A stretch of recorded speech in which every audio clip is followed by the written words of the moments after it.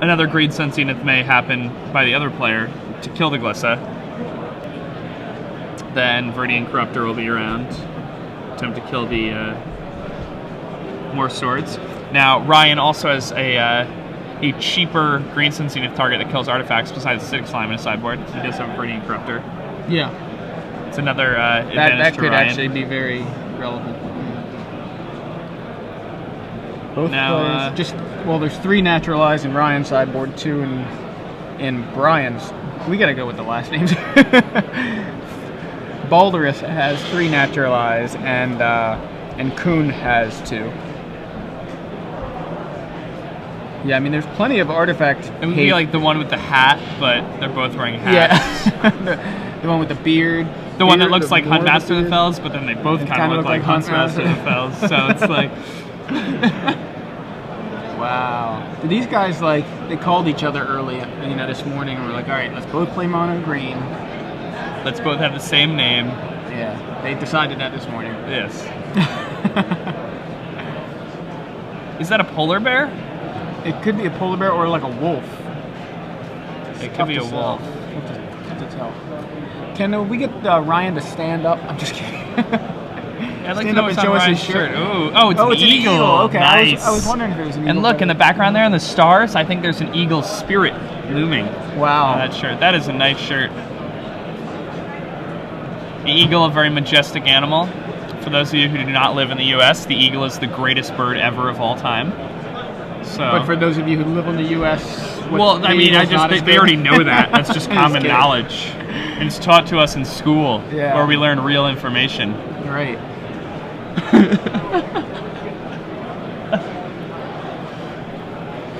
So, again, on the sideboarding plan, so like I said before, Ryan taking out his Bellowing Tangleworm, his Thrund, and his Daybreak Rangers, bringing in a Viridian Corruptor, some sort of Feast and Famine, and a Glissa. He may even choose to bring in his Naturalizes. That's how important sort of Feast and Famine is here. Brian, on the other hand, does not have access to a Viridian Corruptor, but does have the Glissa and the sort of Feast and Famine, so he'll be bringing those in.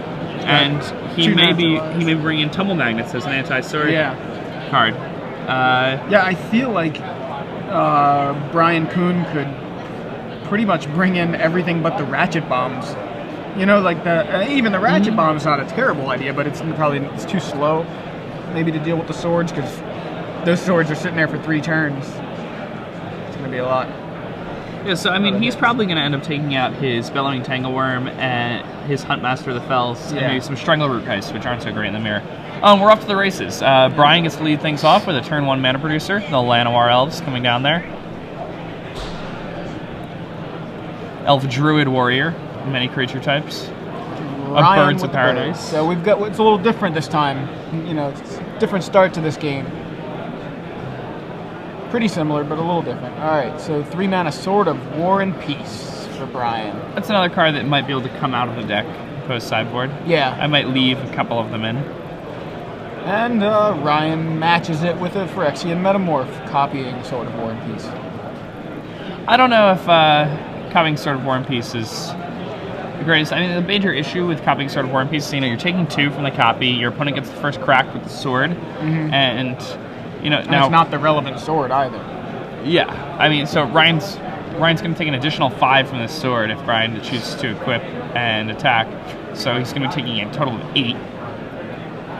Meanwhile, Brian's going to be gaining 5, going to 25. There it is, Llanowar Elves. Pretty deft with the blade himself.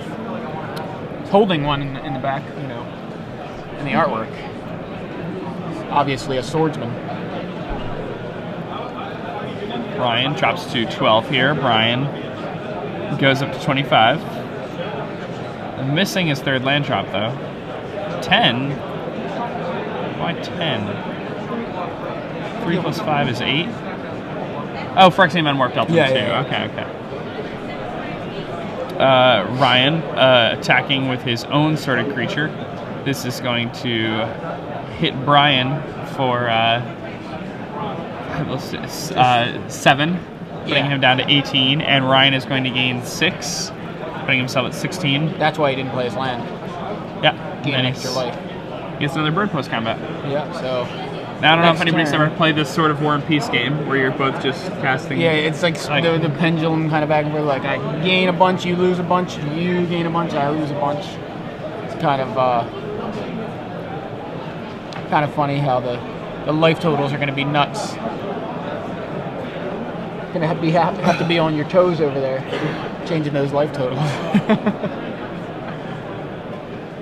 And And a Strangler Geist, those are still in post sideboard. Yeah. And let's see, Brian chooses to attack with both creatures again. This time, the sword is going to deal a bonus 4 damage to Ryan. So Ryan's going to be taking 7 from the Lenore Elf and plus sword, and he's going to take another 2. So he's going to take a total of 9 here, thus falling to 7. And Brian is going to be gaining 4 and going to 22. Or no, did he only play 1 card? So he's going to be getting 5 yeah, he just again. played 1. Right? Yeah. Okay, The okay. Strangleroot Geist. So I was trying to figure out where you were getting 4. So 23 to 7.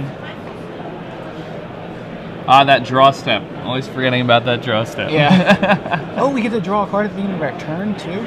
Oh, good. I thought all these cards just sat here. Ryan's going to gain some life again. Attack Brian.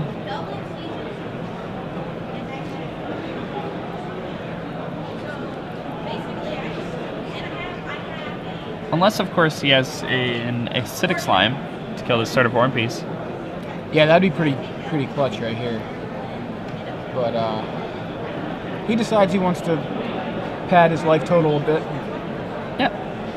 Seems reasonable, especially if he doesn't have the acidic slime. He could have, if he has Forest and Green Sunshine, if he could have gotten an acidic slime if he wanted. And this is for an Incorruptor. Oh. That would be good.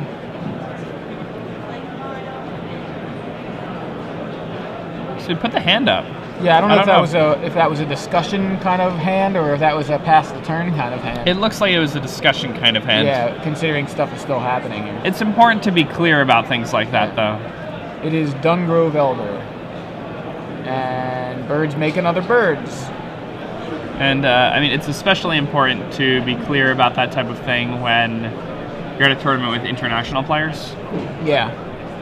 Seen many disputes where players who speak different languages are confused because one player put their hand up and the other thought they were passing the turn. Yeah. And then was confused when the other person did what they thought was a take back. Players in $10 back number 3, please report to the side of that stage.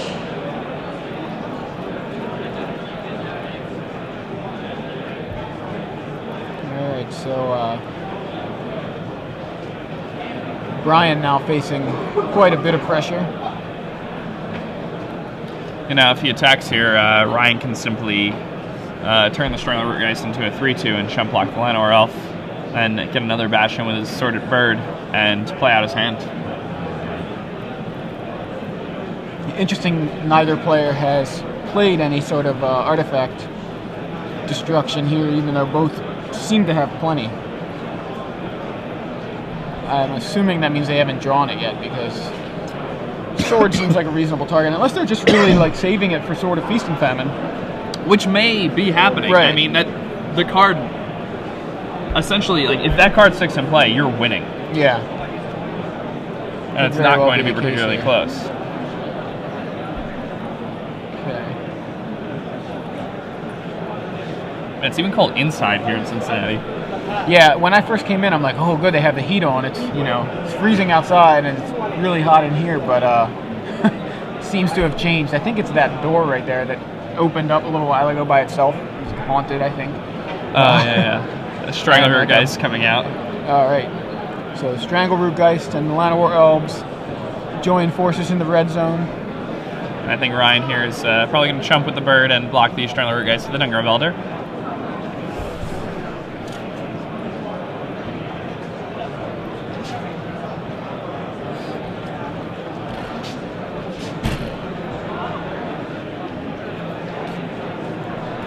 And he puts the Dungrove Elder in front of the Geist, exactly as you predicted. And I think, I don't think he chump? chumped. Really taking another sword hit? Yeah, it looks like it. All right, interesting. Yeah, it's like, he must really think he needs that bird. Yeah, that bird must be important. It's worth that much damage. And life gain on the other side, too. I'd be interested to ask what he had in his hand at this point in the game. Yeah, hopefully we'll see it next turn. For those of you just joining us, you're watching live coverage of the StarCityGames.com Open Series here in Cincinnati, Ohio, where we're watching Brian versus Ryan, both playing mono green. Brian Kuhn on the right, Ryan Balderas on the left.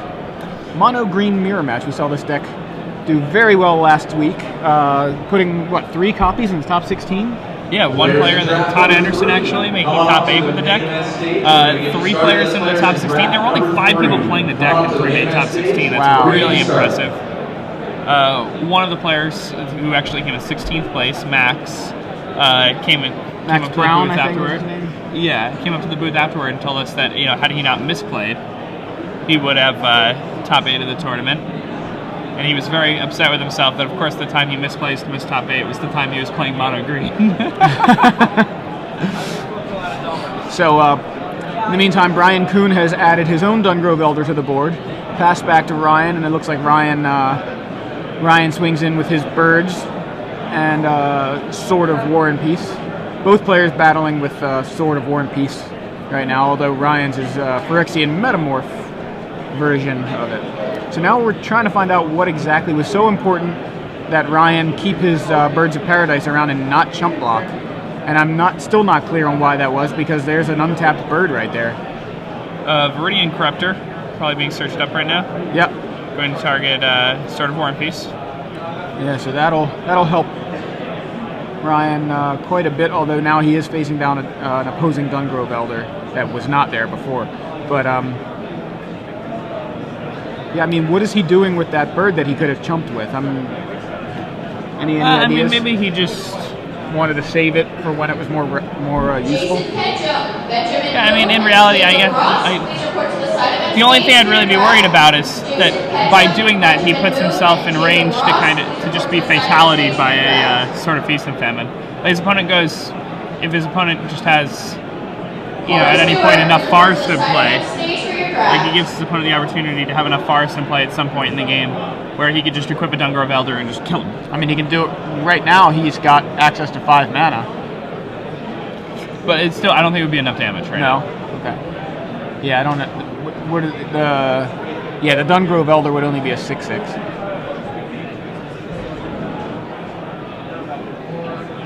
All right, Corruptor blocks Dungrove Elder. Pretty good block there. Very good block by Ryan. Ryan understands that if you block a Dungrove Elder with a Viridian Corruptor, then your Dungrove Elder will beat that Dungrove Elder in the next confrontation. Exactly. It's like the old, the Tarmogoyf battles where you'd want, or even in Legacy now with, Exalted. My Tarmogoyf's bigger than your Tarmogoyf, just because of Exalted. Yeah, Noble Hierarch makes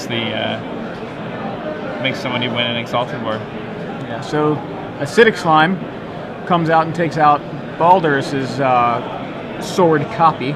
So now we have no swords on the board. And Ryan with Sword of 3 forests, 3 Birds of Paradise, and a Dungrove Elder on board. And Brian Kuhn on the other side with, I think, 4 forests, a Llanowar Elves, a Dungrove Elder with 2 -1/-1 counters, an Acidic Slime, and an undead Strangleroot Geist. So it's got a +1/+1 counter on it. Now Balderas adds Garrick Primal Hunter, +1s. Assume they're looking for a beast token. There's a beast. He very much wanted to use his Jinx card. Yeah.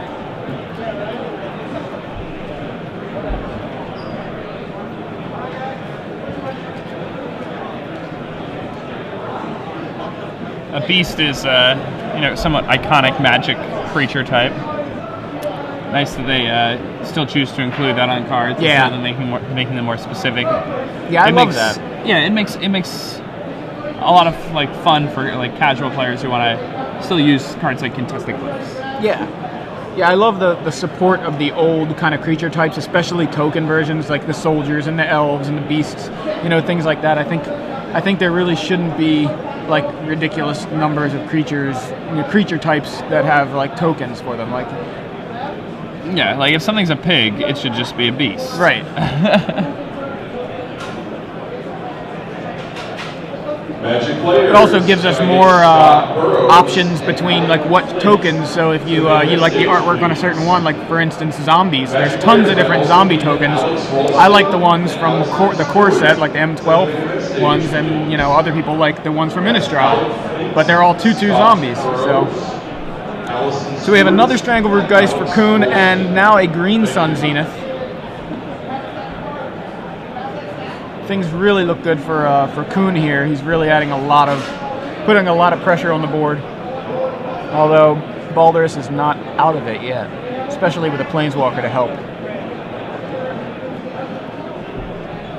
Yeah, Brian Kuhn can make a pretty big attack here in order to kill this Garruk Primal Hunter, but Ryan can kind of hurt his board very badly if he decides to make that really big attack.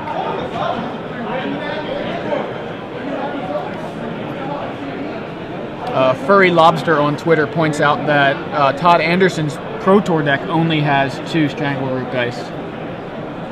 So that may be what influenced the decision for Balderas to only play 2. He may be playing the exact list.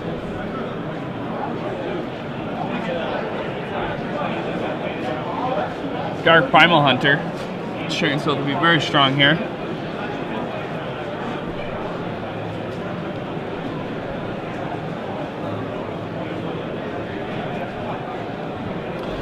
Now, I thought that was, when I first saw Garruk Primal Hunter, I was very surprised that it didn't get picked up right away and start seeing a ton of play. Yeah, it took a couple months, pretty much until Innistrad came out, right? So that card is quite good. All right. Trying to decide on some blocks here.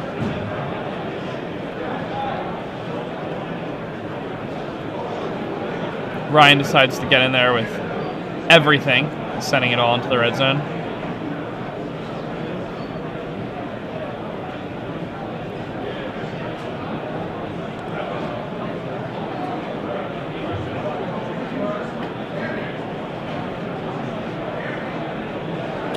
Leaves back an Acidic Slime, allowing him to effectively block a Dungrove Elder.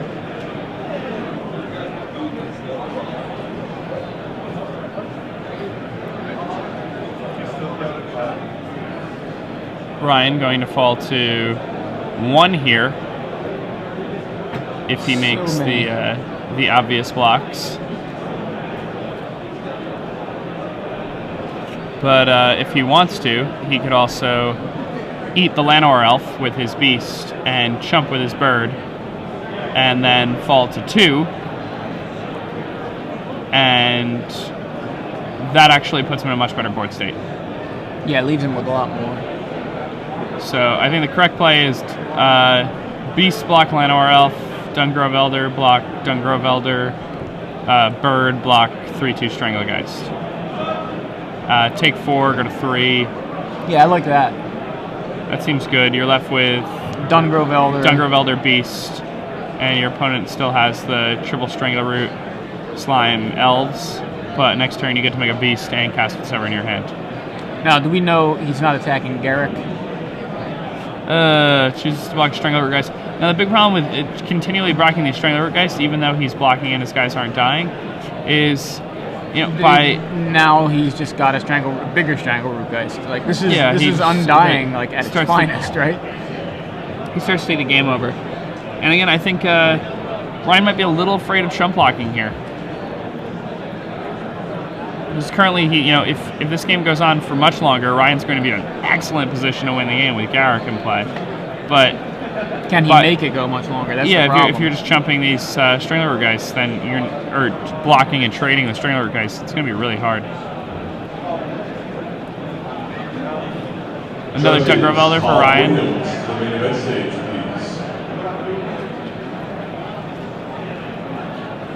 And Green Sun Zenith for Strangled Root Geist. And that seems pretty good here. Yeah. He's going to make himself another beast. Garrick is allowing Ryan to pull ahead here.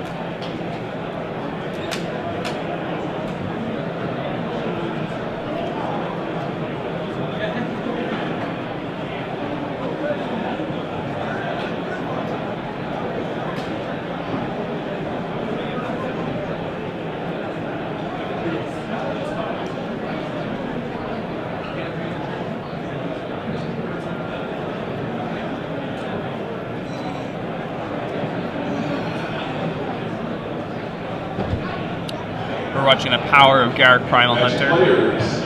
At your earliest convenience, I need the 3 following players: Nick Beckvar, James Bush, and Tom Wayman. At your earliest convenience. If you are in a match right now, please come when your match is finished. Thank you. So Brian's got 3 Strangled Root Geists on board, 2 that have leveled up through the graveyard.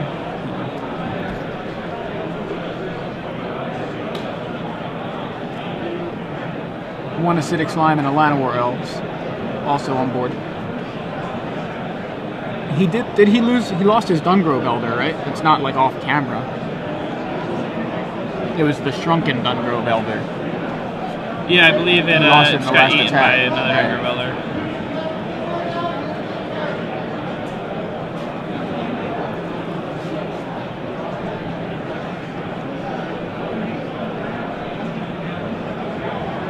Creature decks are just too confusing.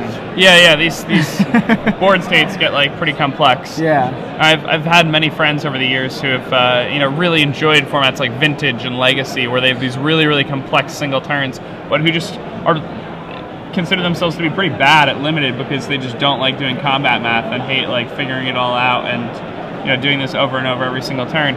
And Standard is becoming a lot more like Limited, and combat math is really important right now. Yeah, I'd rather stick with something easy and straightforward like control decks. Yeah. Because they're easy to play. I think control decks may actually be easier now. Right now, I know. It's funny, We've crossed that threshold. I'm sort of joking, but I'm sort of serious. Like, really, like what I'd be doing right now is going, I just need a Wrath Effect, and that simplifies everything. All right, we're good. Let's simplify this board. For those of you just joining us now, in round 1, we got to watch Adam Prozac defeat his opponent by casting a Sorin Markov and putting his opponent's life total at 10, only to haymaker his opponent with a Sorin's Vengeance for the kill next turn. Yeah, that was awesome.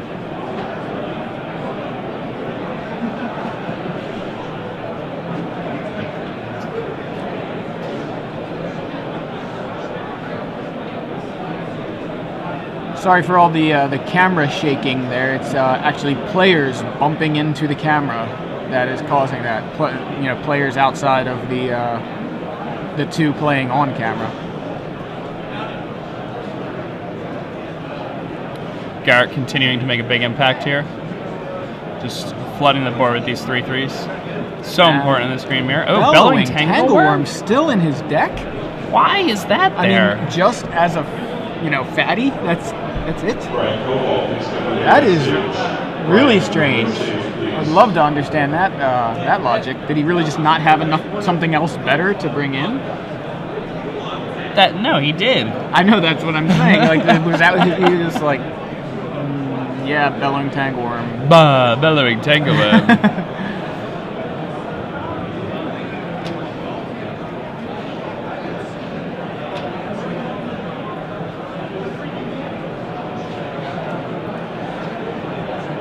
Alright, things are pretty clogged up here. Garrick is... Alright, I'm drawing him some cards.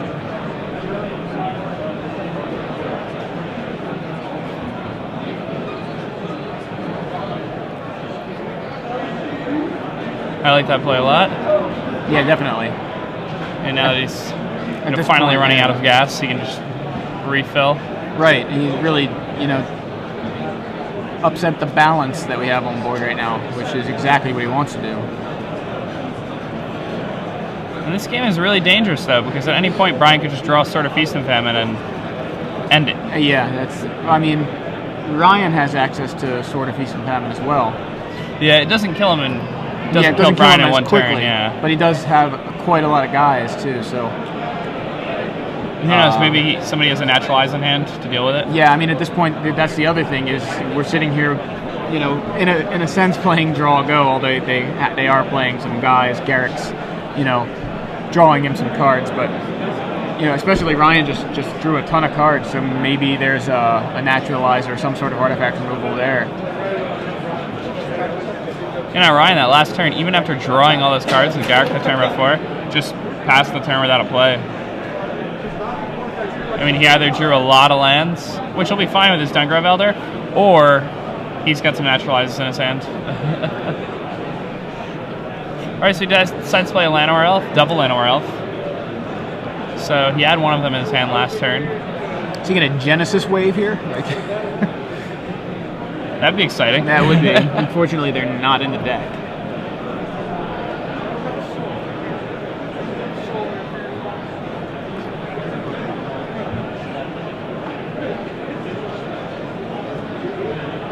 All right, Garrick. They're continuing to do work here. Looks like he's going to the bin. Drawing some more cards. I think Ryan got a lot out of that Garrick.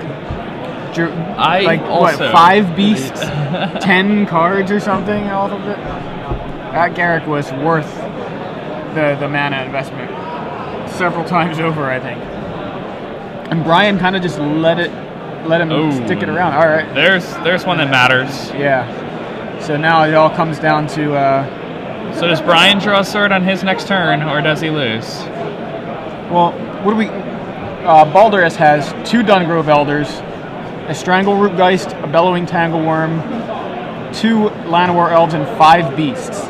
And 3 birds. Not that they're doing much here. How much can he get in for? How many forests does he have? 5?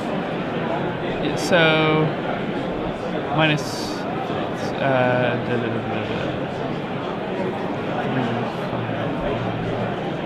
11.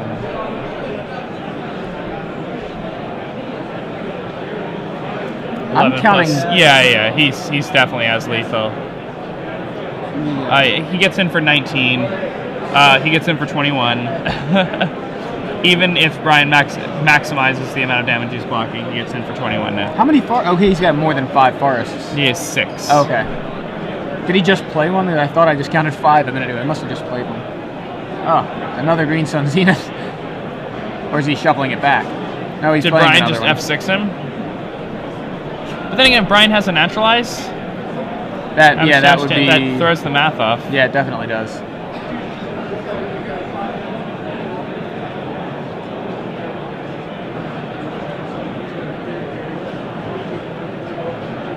Attention players in standard one box number 1. Your event's about to begin. Man. Please report to the side event stage. You don't expect the mono green matchups Please report to the side event to stage. go this long. Well, actually, I guess don't they just go on forever? Because it's just 2 guys who have a bunch of creatures with no evasion and they don't really interact with their opponents. They're just playing dudes. That's a good point. Once it gets to this point, if one of them doesn't kind of win early and gives the other a chance to populate the board, and it's it really pretty much important ends up for like one this. person to be the first person to cast a Garrick too. Either Garrick. Yeah.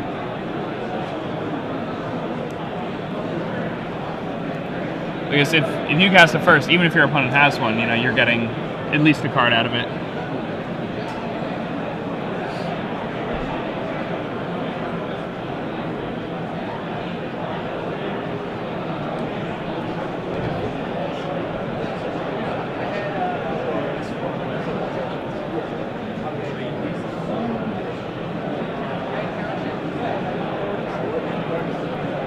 So is he just swinging in just with the Dungrove Elder here? Looks like it. Yeah, all that work, and he's like, All that work, and he's like, I'm just gonna play around naturalized. Yeah, pretty much. I mean, that seems fine. After this much time, chances are Brian has a naturalize. I think that's fair to play around it. Players in the Standard Open, that is time in round number 2. Active player finish your turn followed by 5 additional turns. Judges, please find an open match. I'm most surprised that Ryan chose to use his Llanowar Elves for mana, but before attacking the Sword of Feast and Famine.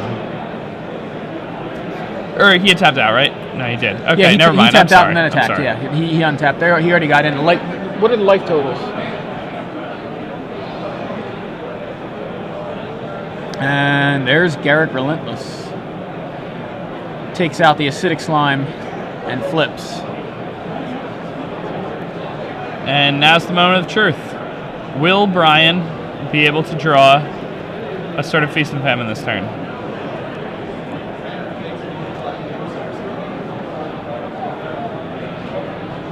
And that's what Brian's looking for here, a Sword of Feast and Famine. Close the game up.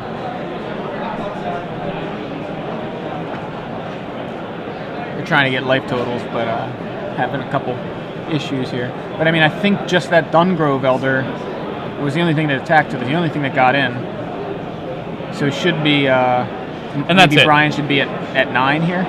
Yeah, Brian passes the turn back to Ryan, and Ryan can just turn his team sideways, and that's it. Yeah, I can't imagine. Yeah, there's really no. I mean, how many blockers does he have? Is that he's got 2 birds, a Llanowar elf, and 4 other blockers. So he's got 7 blockers. Block the biggest 7 guys. All right, Ryan getting He's at 8. creative. Sacrificing a Strangler Geist to make it bigger to his Garrick, to use the Survival of the Fittest ability on.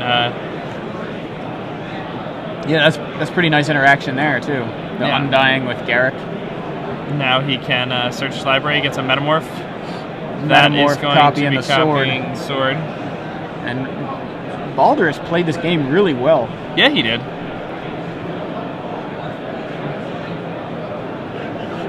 And he played really well this game. Last turn he may have wanted to attack. It all comes down to whether or not he felt it was more likely that his opponent had a naturalize or that he was going to draw a Sword of Feast and Famine. But yeah. Okay, was that a naturalize? I believe it was.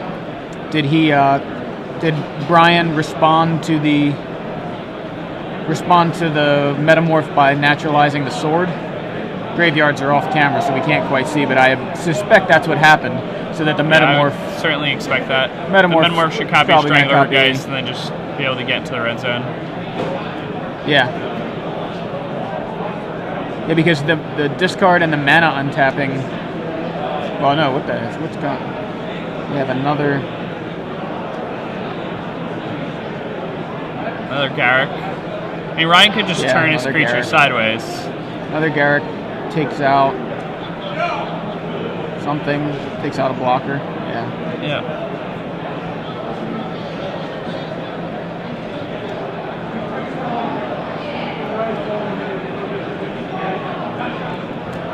Ryan continuing. Yeah. And then Brian Kuhn casts Fog.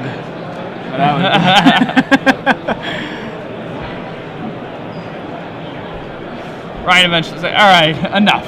Yeah.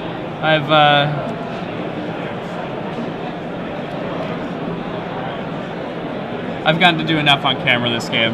Yeah. And I apologize before when I was talking about those blocks with the Llanowar Elf. I had actually stepped away to close a door that had opened because of the ghost, and I'd seen the Llanowar Elf sideways and thought it was attacking.